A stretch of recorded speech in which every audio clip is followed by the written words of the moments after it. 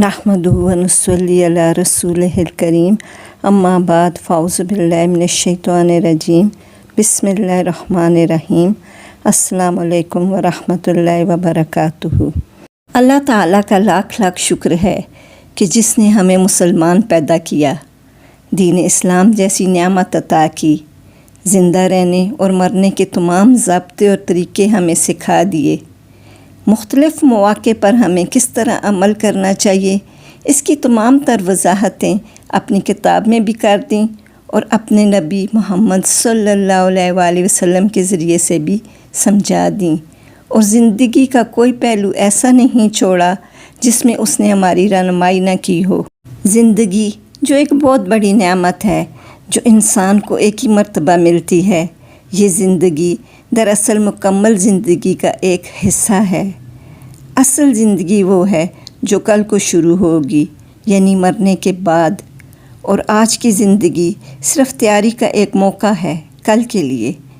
इस ज़िंदगी में हमारा इम्तिहान है, हमें क्या करने के लिए भेजा गया, ये हम में से हर एक शख्स को जानने की ज़रूरत है। अल्लाह ताला इरशाद फरमाते हैं, कुल्लु नफ्सिन ज़ाइक़तुल मौत, हर शख्स जो दुनिया में आया है उसे बहरहाल जाना है।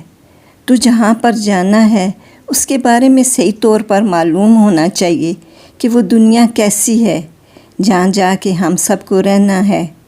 और उस ज़िंदगी की खुशहाली का ताल्लुक़ इस बात से है कि हम अपनी ये ज़िंदगी किस तरह बसर करते हैं। इस ज़िंदगी में क्या हम मरने और जीने के बारे में अपनी ख्वाहिशात को सामने रखते हैं, अपने रस्म व रिवाज को सामने रखते हैं, या वो काम करते हैं जो अल्लाह ताला हमसे चाहते हैं। हकीकत ये है कि हम में से अक्सरियत अपनी ज़िंदगी उसी तरह गुजार रही है जिस तरह का माहौल उसे मुयस्सर आ गया, या जो कुछ उसके वालिदैन ने उसको सिखा दिया, या जो कुछ माशरे ने उसको सिखा दिया। हम में से बहुत कम लोग हैं जो ये जानने की कोशिश करते हैं कि हमारे रब ने हमसे इस मौके पर क्या मुतालबा किया। इसलिए मैं वफ़ात से मुतल्लक़ चंद एक बातों की याद दहानी कराना चाहूँगी कि ऐसे मौक़े पर हमें क्या करना चाहिए और हमारे रब की मर्ज़ी क्या है। जहाँ तक मौत का ताल्लुक़ है तो हम देखते हैं कि दुनिया में आज तक जो भी आया वो वापस ज़रूर चला गया।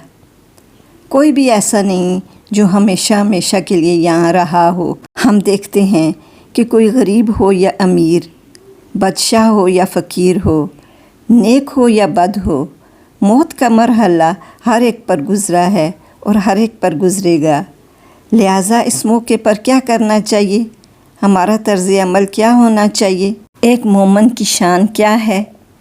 एक मोमिन की शान ये है जैसे कुरान पाक में है, कुल कह दीजिए इन्ना सलाती व नुसुकी, बेशक मेरी नमाज और मेरी कुर्बानी, व मखयाय व ममाती, और मेरा जीना और मेरा मरना, लिल्लाहि रब्बिल आलमीन, अल्लाह रब्बुल आलमीन के लिए है, ला शरीक लहू, जिसका कोई शरीक नहीं, व बिज़ालिका उमिरतु, और इसी चीज़ का मुझे हुक्म दिया गया है, व अना अव्वलुल मुस्लिमीन, और मैं सबसे पहला मुसलमान हूँ, फरमाबरदार हूँ। इससे ये भी पता चलता है कि मोमिन की जहाँ ज़िंदगी अल्लाह की मर्ज़ी के मुताबिक होनी चाहिए, वहाँ उसकी मौत के तरीक़े भी उसकी रज़ा के मुताबिक होने चाहिए। हमारे यहाँ वफ़ात के मौके पर जो रसूमात अदा की जाती हैं, जो तरीक़े ईजाद किए गए हैं, जो कुल जुमरातें और चालीसवें किए जाते हैं, ये सब सुन्नत से साबित नहीं हैं।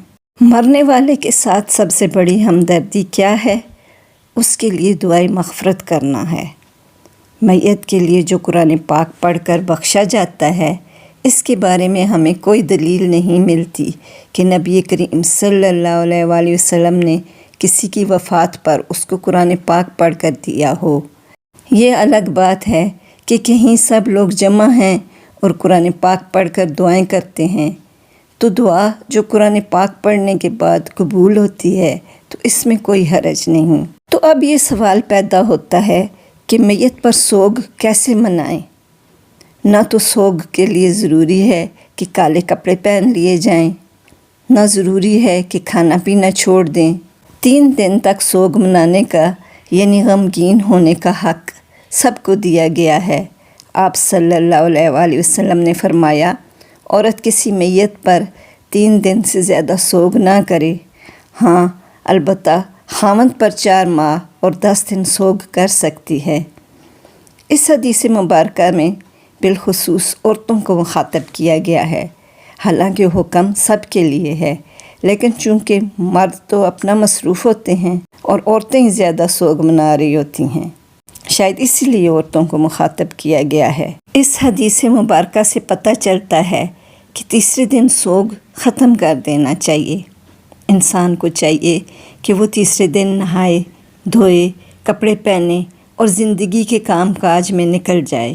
زندگی کے کاموں کو معطل کر کے کئی دن گھر میں بیٹھے رہنا اور تعزیتیں وصول کرتے رہنا، اس معاملے میں بہت احتیاط کی اور بہت اعتدال کی ضرورت ہے، کیونکہ آپ صلی اللہ علیہ وآلہ وسلم کی جو تعلیمات ہیں یہ اس کے خلاف ہے کہ انسان کئی دن تک کسی کام کو ہاتھ نہ لگائے۔ ہم نے یہ چیزیں اپنے اوپر خود عائد کر لیں، پھر ان کی پابندی بھی مشکل ہوتی ہے۔